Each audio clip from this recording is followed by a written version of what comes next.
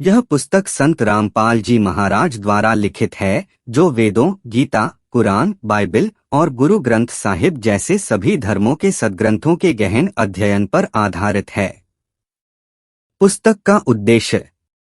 पुस्तक का मुख्य उद्देश्य सत्य भक्ति और पूर्ण परमात्मा कबीर साहेब की पहचान कराना है, जिसे पाने के बाद मनुष्य जन्म मरण के चक्र से मुक्त हो सकता है।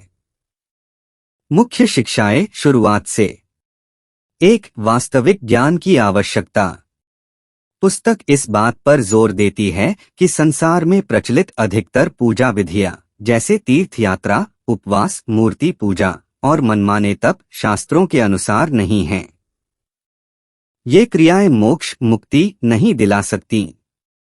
संत रामपाल जी महाराज सद्ग्रंथों के प्रमाण देकर बताते हैं कि कबीर साहेब ही वह पूर्ण ब्रह्मा सत्पुरुष हैं, जिनका उल्लेख सभी धर्मों में अलग अलग नामों से किया गया है। 2-3 प्रमुख देवताओं का स्वरूप ब्रह्मा, विष्णु, महेश। ज्ञान गंगा बताती है कि ब्रह्मा, विष्णु और महेश क्षर पुरुष काल ब्रह्मा के 21 ब्रह्मांडों के 3 गुण रजगुण, सतगुण, तमगुण के स्वामी हैं। ये नाशवान हैं और ये भी काल के अधीन हैं। ये तीनों मिलकर किसी भी आत्मा को जन्म मरण से स्थायी मुक्ति नहीं दिला सकते। 3 काल क्षर पुरुष का जाल। पुस्तक स्पष्ट करती है कि हम जिस लोक में रह रहे हैं वह काल शैतान जूदे ईसाई धर्मों में का लोक है, जो अपनी सत्ता बनाए रखने के लिए आत्माओं को भ्रमित रखता है। काल ब्रह्मा ने 21 ब्रह्मांडों में प्राणियों को फंसा रखा है और इसने ही नकली धर्म और पूजा विधियां बनाई हैं। 4. पूर्ण परमात्मा की पहचान।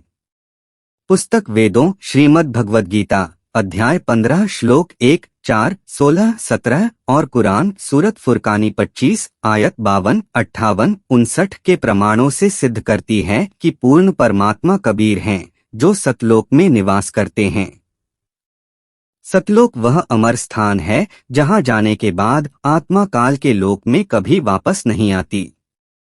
5. सद्गुरु की भूमिका और नाम दीक्षा।